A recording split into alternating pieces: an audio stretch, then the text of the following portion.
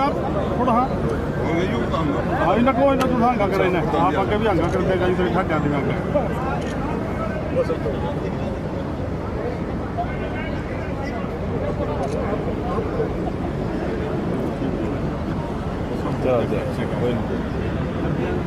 एक मिनट फिर खड़े होकर ऐसे फोटो ले लूँगा। थोड़ा सा विधायक जी एक मिनट इधर देखना जी, इधर इधर नहीं जी आप भी लगा कोई नहीं।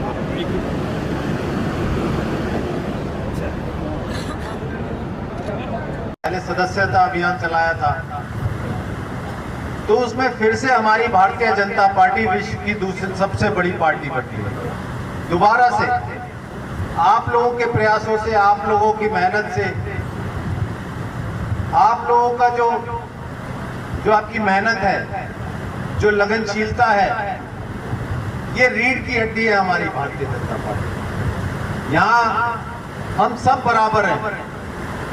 कुछ बड़े पदाधिकारी भी हैं यहाँ पर, कुछ छोटे भी हैं, और मैं अगर यहाँ पे आपका विधायक हूँ, मैं भी आपके बराबर ही हूँ, एक कार्यकर्ता की हैसियत से आपके सामने हूँ और हमेशा ऐसे ही रहना चाहूंगा आप लोगों के बीच। जो गैप एक होना चाहिए वो कभी नहीं आएगा और ना कभी था और ना कभी आने दूंगा आप लोगों को मेरे बीच, क्योंकि मेरे लिए आप ही सर्वोत्तम हो। सबसे ज्यादा जो मेहनत की, पार्टी ने मुझे मौका दिया, 1 महीने पहले टिकट मिला, आप लोगों के सहयोग के बिना तो मैं कुछ भी नहीं था। तो मैं हमेशा आपका आभारी रहूंगा, हमेशा आपका कृतज्ञ रहूंगा जीवन भर, और वही कार्य करूंगा जो हमारे हल्के के भले में है, हमारे हल्के के विकास के लिए। और आप मुझे समय समय पर आप बताते भी रहते हैं और बताइए भी कि आगे किस तरह से कार्य करने हैं हमारे हल्के में। चाहे वो कहीं की सड़क का निर्माण हो, चाहे कहीं CHC PHC में डॉक्टर अवेलेबल नहीं होते, मैं अभी एक गांव में गया, पता चला मुझे, या कहीं कोई और समस्या हो, आप सबसे मुझे अवगत कराइए। और मैं आपको यकीन दिलाता हूं कि हमारी पार्टी आपकी हर एक बात पर गौर करती है और आगे भी करती रहेगी। आपको सिर्फ सर्वसम्मति से मुझे बताना है, पार्टी तक बात पहुंचानी है, सरकार तक बात पहुंचानी है। आपके हल्के का कोई भी विकास कार्य नहीं रुकेगा, ये आपसे मैं वादा करता हूं। और पिछले 11 साल की अगर मैं बात करूं, माननीय नरेंद्र मोदी प्रधानमंत्री जी हमारे, भाई जिस तरह से उन्होंने काम किया है इन 11 सालों में, जो सबसे बड़ी उपलब्धि जो मुझे नजर आती है, एक आत्मविश्वास उत्पन्न करने का काम किया। आज पूरे भारत को अगर संगठित किया है, आजादी के बाद तो माननीय नरेंद्र मोदी जी ने किया है, ये आप सब जानते हैं, मैं भी जानता हूं। जो भी उनकी योजनाएं हैं, समाज के बिल्कुल निचले स्तर तक उनकी योजनाओं का लाभ हो रहा है। चाहे वो कोई भी योजना हो, हमारी बहनों से लेकर हमारे ग्रामीण क्षेत्र तक, हमारे किसानों तक, हमारे मजदूर वर्ग तक, बिना किसी भेदभाव के काम हो रहा है। ये मानते होंगे आप लोग भी, पहले जिस तरह से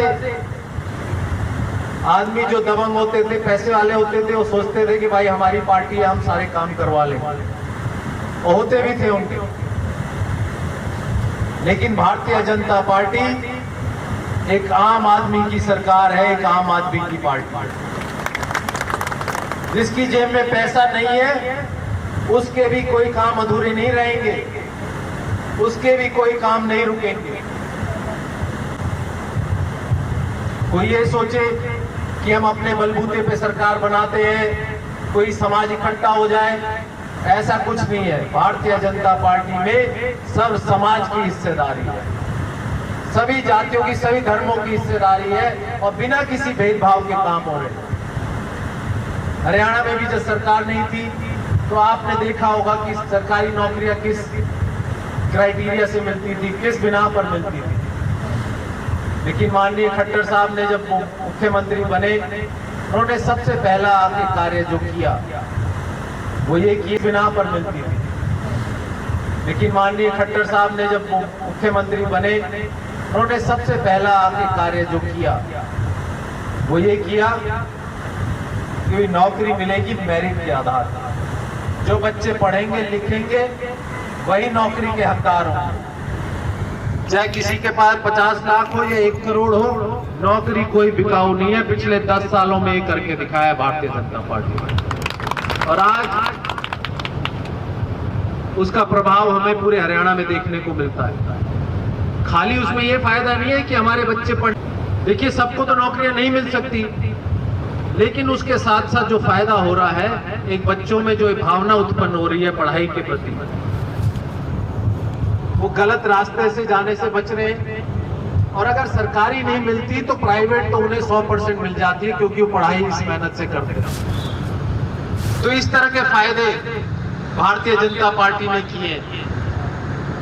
हर चीज को पारदर्शिता लाने का काम किया है। सारी टेक्नोलॉजी का इस्तेमाल करते हुए, मैं एक और उदाहरण दूं। पहले जब पेंशन बढ़ती थी, मैं कई गांव में जाता हूं, बताते हैं मुझे कि मात्र कोई 40 साल में भी पेंशन ले रहा था, और कोई 80 साल का बुजुर्ग है जो जायज हकदार है उसको भी नहीं मिल रही थी। आज हमारा जनसंख्या पोर्टल जो सरकार ने बनाया है, डेली अपडेट हो जाता है। 24 घंटे में हरियाणा की जनसंख्या कितनी है, कितने उसमें 60 से ऊपर वाले हैं, सारा अपडेट हो जाता है। और जैसे ही वो हकदार होते हैं, तुरंत उनका नाम पेंशन स्कीम में आ जाता है। तो इसमें जो मैनुअल वर्क था, जो बीच में लोग गड़बड़ी करते थे, किसी से पैसे लेके उनकी बांधना और किसी से पैसे लेके किसी की कटवाना, उस पर अंकुश लगाने का काम किया है भारतीय जनता पार्टी। किसानों की जो फसलें, पूरे हिंदुस्तान में इतनी फसलों पर एमएसपी देने का पहली बार काम किया हमारी सरकार ने। और राष्ट्रीय स्तर पर देखें तो पूरे विश्व में भारत की एक अलग पहचान बनी है। आज कहीं भी हमारा देश सक्षम है, कहीं किसी हस्तक्षेप करने में। यहां तक कि रूस और यूक्रेन का जो युद्ध हो रहा है, उसमें भी माननीय प्रधानमंत्री जी की हस्तक्षेपता से उसका निवारण होने की संभावना है, और सब उस चीज को मानते हैं। आज अमेरिका ने जो टैरिफ लगाए हैं, सारी दुनिया पे लगाए हैं उसने, लेकिन जो हमारा सबसे बड़ा कॉम्पिटिटर चाइना, उसके 1/3 टैरिफ लगाया हमारे ऊपर। ये हमारे प्रधानमंत्री की काबिलियत है कि उन्होंने करके दिखाया है कि अगर एशिया से कोई माल बाहर बेचेगा, अमेरिका जाएगा, तो हमारे हिंदुस्तान से जाएगा। यही सारी योजनाएं उनकी ऐसी है। मेक इन इंडिया की अगर मैं बात करूं, 10 साल पहले हम अपनी गाड़ियां अपने लिए भी पर्याप्त रूप से मैन्युफैक्चर नहीं कर सकते। आज हम इसमें सक्षम हैं कि आज हम लाखों गाड़ियां बाहर एक्सपोर्ट कर रहे हैं। और उसमें से जो मारुति के जो प्लांट लगे हैं, हरियाणा उसमें 60% की भागीदारी का वो रखता है। तो हम सबको बड़ा गर्व होना चाहिए। और हमारी पार्टी जिस तरह से काम कर रही है, 2047 तक एक विकसित राष्ट्र की तरफ अग्रसर हो रहे हैं। मुझे लगता है कि हम सबका सपना वही है। ये रोज रोज मीटिंगें बुलाना, चुनाव में जीत हासिल होना, ट्रिपल इंजन की सरकारें बनाना, ये इस बात का सबूत है कि हमें छोटे काम नहीं करने। हमारा लक्ष्य छोटा लक्ष्य नहीं है। हमारा लक्ष्य है कि हमारा देश विकसित देश कैसे कहलाएगा। हम सब उसी कार्य में लगे हुए हैं, और आप सब भी इसी मेहनत में लगे हुए हैं। क्योंकि आगे आने वाली जनरेशन 20 साल बाद, जब आप भी बड़े होंगे, आपके बच्चे बड़े होंगे, तो उन्हें कितना गर्व महसूस होगा कि हमारे पिताजी, हमारे दादाजी भारतीय जनता पार्टी से जुड़े हुए थे। माननीय नरेंद्र मोदी जी को उन्होंने प्रधानमंत्री बनाया 20-25-30 साल से। हरियाणा में नायब सैनी जी को बनाया, खट्टर साहब को बनाया। तो आज उसकी बदौलत हमारा देश विकसित हुआ, हमारा राज्य विकसित हुआ। आज हम उस सपने की तरफ लड़ रहे हैं, उस सपने की तरफ हम देख रहे हैं। तो मैं आपसे यही कहना चाहूंगा, हाथ जोड़कर निवेदन करूंगा आपसे कि अपना ये जुनून, अपना ये जज्बा, आपका ये हौसला, आपकी ये जो लगन है, इसको कम मत होने दीजिए।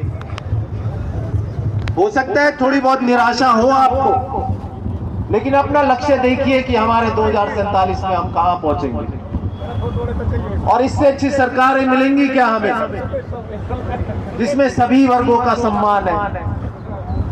हर निर्णय सरकार का सिर्फ लोकहित में होता है।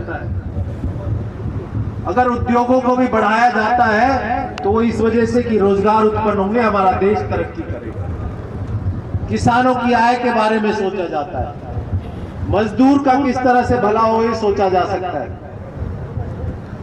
आज जो प्रधानमंत्री आयुष्मान जो इंश्योरेंस की स्कीम है, 50 करोड़ लोग उसका लाभ उठा रहे हैं। आप समझ सकते हैं इंश्योरेंस स्कीम लाना आसान बात है, लेकिन इतने बड़े पैमाने पे 50 करोड़ अगर यूरोप और अमेरिका की जनसंख्या को हम जोड़ दें तो भी 50 करोड़ नहीं बैठे, और 50 करोड़ लोग हमारा देश में उसका लाभ उठा रहे हैं। इतनी बड़ी सोच आज से पहले किसी ने रखी हमारे देश में? बातें तो बहुत हुई होंगी पहली सरकारों में भी, पहले नेताओं ने भी बातें बहुत की होंगी, लेकिन खाली बातों से पेट नहीं भरता है। धरातल पे काम करना पड़ता है, जो भारतीय जनता पार्टी ने माननीय नरेंद्र मोदी जी के नेतृत्व में करके दिखाया है। तो इसी तरह से इस सरकार को आगे बढ़ाते रहिए। आप लोगों का सहयोग बड़ा ही अनिवार्य है, और अपने आप को गर्व महसूस कीजिए कि आप इतनी बड़ी पार्टी का, इतने अच्छे नेतृत्व का हिस्सा हो, और आपकी सुनवाई होगी। अगर किसी भाई की कोई नाराजगी है तो हम यहाँ सब बैठे हैं, पदाधिकारी भी हैं, पार्टी से जुड़े भी हैं, गणमान्य व्यक्ति भी हैं। आप अपनी शिकायत दर्ज कराइए। अगर आपका काम ना हो तो आप बताइए कि हाँ, भारतीय जनता पार्टी हमारे काम नहीं करती। आप ही की बदौलत हम यहाँ बैठे हैं, सरकार आपकी बदौलत है। और एक भी भाई का, मैं अपने समाल खां का तो मैं आपसे वायदा करता हूं कि एक भी भाई का अगर एक भी काम रुक जाए, भारतीय जनता पार्टी की सरकार हो कि मेरा देश एक विकसित देश कहलाए, जिसमें माननीय नरेंद्र मोदी जी अभी पूरे जोर से कोशिश कर रहे हैं। और उसके लिए आप लोगों का सहयोग जरूरी है, और आप लोग ही खुश नहीं रहेंगे, आप लोगों के काम नहीं होंगे तो उस लक्ष्य तक कैसे पहुंचा जाएगा। सिर्फ एकमात्र लक्ष्य मेरा ये है, और पार्टी के लिए समर्पित भाव से हमेशा यही कहूंगा कि आगे आने वाले और कई योजनाओं तक हमारे हल्के में, हमारे राज्य में, हमारे देश में ऐसी ही भारतीय जनता पार्टी की सरकार चलती रहे, और इसमें और अच्छे निर्णय लिए जाएं। हमारा संकल्प पत्र की मैं बात करूं, हमने उसमें एक लाडो लक्ष्मी योजना का जो बात की थी, अभी बजट में उसके लिए प्रावधान रख दिया है, उसकी रूपरेखा तैयार हो रही है। विपक्ष वाले कहते होंगे कि भाई क्या रहा आपका, उन्हें मुंह तोड़ जवाब दो कि तुम्हारे वाले खोखले वायदे नहीं है, ये भारतीय जनता पार्टी का, माननीय नरेंद्र मोदी जी का किया हुआ संकल्प पत्र है, और ये जरूर अवश्य लागू होगा।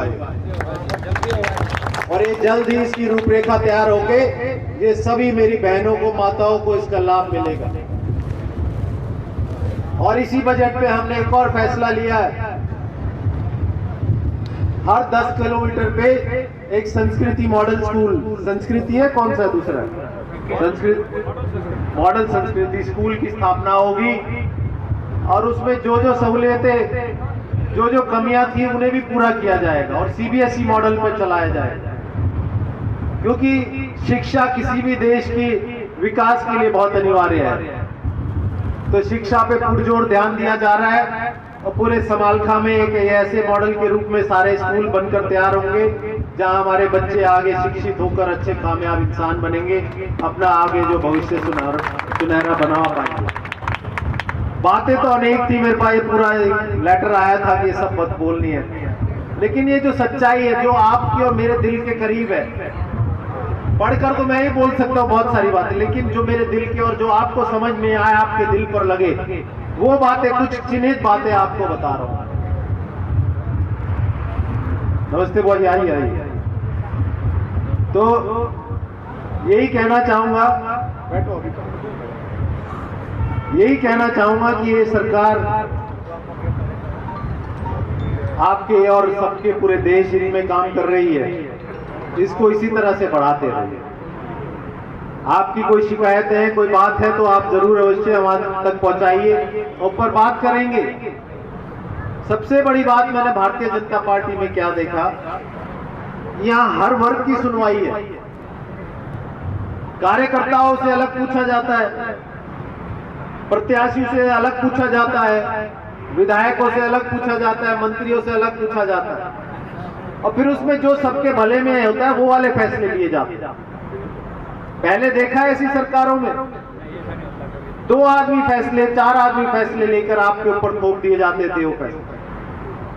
आज सबको सम्मिलित करके सभी की राय लेकर आपके कार्य आपके हित में हो रहे हैं। हर डिस्ट्रिक्ट में एक मेडिकल कॉलेज की स्थापना, हर स्कूलों की व्यवस्था, किसानों का फसलों का सही मूल्यांकन, मजदूरों की सुरक्षा, ऐसी अनेकों योजनाएं जो भारतीय जनता पार्टी ने राज्य स्तर पर भी और केंद्र सरकार ने पूरे देश स्तर पर जो चलाई हैं, इससे अमूलचूल परिवर्तन आया है और इसका आगे और परिवर्तन दिखने को मिलेगा। और अभी आपने 10 साल दिए हैं भारतीय जनता पार्टी को, आप दीजिए, देखिए 15-20 साल और देंगे तो उसका परिणाम बिल्कुल ही आपके सामने आएगा कि वाकई में जो कहा था माननीय नरेंद्र मोदी जी ने वो करके दिखाया। तो ज्यादा समय ना लेते हुए आपसे फिर से आपका बहुत बहुत धन्यवाद करता हूं और उम्मीद करता हूं, आशा करता हूं कि आप इसी गर्मजोशी से, इसी उल्लास से, इसी लगन से भारतीय जनता पार्टी को बढ़ाते रहेंगे। और हमारे लायक कोई भी काम हो, आप मेरे से या पार्टी से अलग नहीं हो, आपका पूरा ही सम्मान है। जितना एक मंत्री का है, जितना एक विधायक का है, जितना एक बड़े पदाधिकारी का है, आप सबका उतना ही सम्मान है।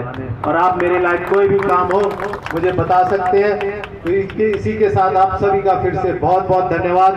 जय हिंद, जय भारत।